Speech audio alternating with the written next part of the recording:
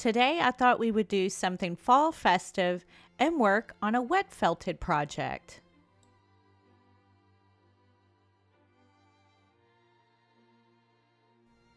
Let's get witchy with it and make a wet felted witch's hat.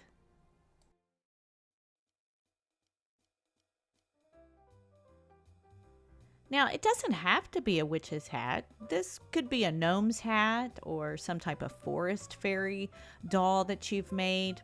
It's just basically a way to make a hat that's wet felted.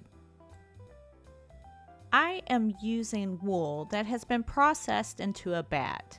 And of course, now you see that I'm actually dry felting, needle felting this hat into shape. And this will be the rim down at the bottom.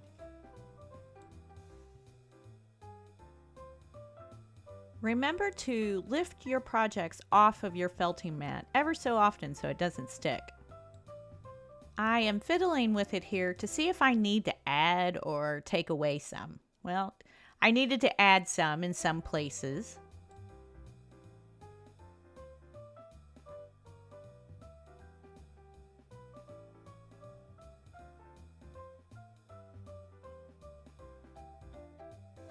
Adding some more down at the bottom to where the brim of the hat will be to make it larger.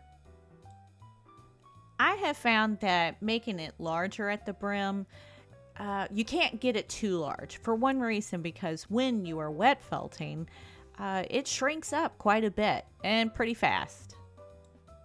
You can see we have our traditional cone-shaped hat here, and we have a hole. Holes definitely happen, but all you have to do is just add some more wool into those places to kind of create a patch. After you've felt any patches, make sure that you pull the fibers back apart on the inside so it's not felted together. I start out with cool water and just get all the fiber wet. You may notice I set a dishcloth down in the bottom of the sink to make sure that no stray fibers go down the drain. And then I douse it with some just regular dish liquid soap that's been watered down, nothing super fancy, and get to rubbing and a scrubbing. Just for a safety warning, before you switch to using the warmer or hotter tap water, you may want to put on some rubber gloves for protection if you do not know what your temperature is set at, so you don't get burned. From this point, it's just me alternating between hot and cold, and adding extra suds when I need it, and continuing this process.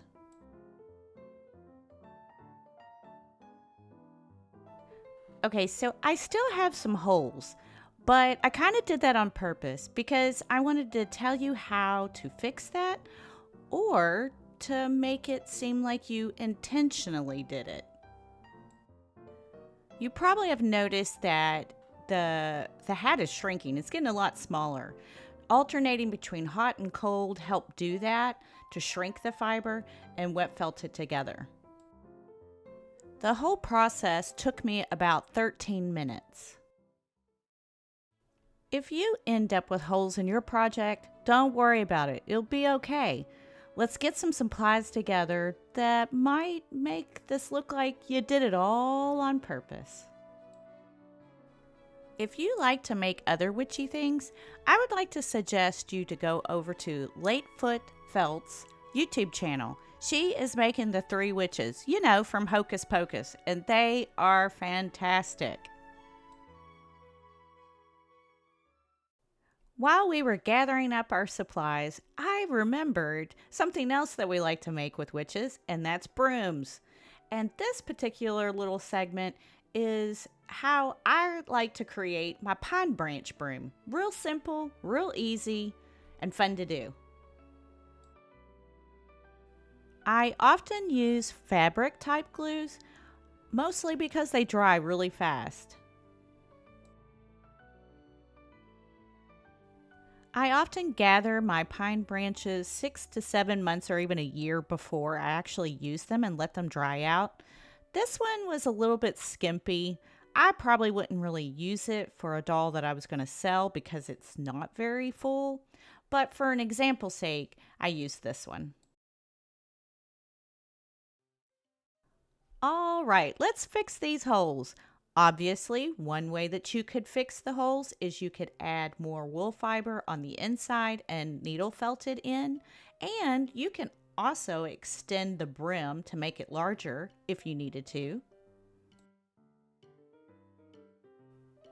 But another fun way to do it is to make it look like you did it on purpose. Adding a patch can just bring such character to a hat, if, of course, that's the look you wanted to go for. So, when something doesn't go quite right, doesn't mean that it's wrong. It just means that maybe you have to think a little bit out of the box and just play around with it and see what you can do to use it to your advantage. Oftentimes, those mistakes turn out to be something so fun and so fabulous that if you hadn't made the mistake, you would have never known.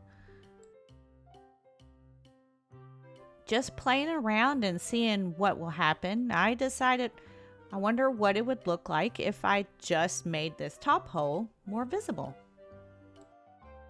The stitching being small and large and just off center, that's all on purpose as well. That's intentional to add to the look. Playing around, I considered, well, what if this looks like a seam that has kind of pulled apart?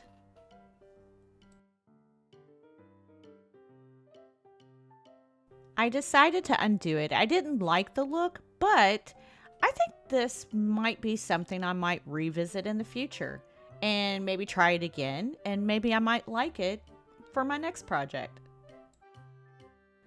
Your hat can be just as embellished as you want it to be, or just as you want it without any embellishments. And look, your hat doesn't even have to go on a witch. It could be for your pumpkin or your gourds. I think I'm going to have to make some more now. Those are so cute. Thank you so much. I hope you have fun and see you next time.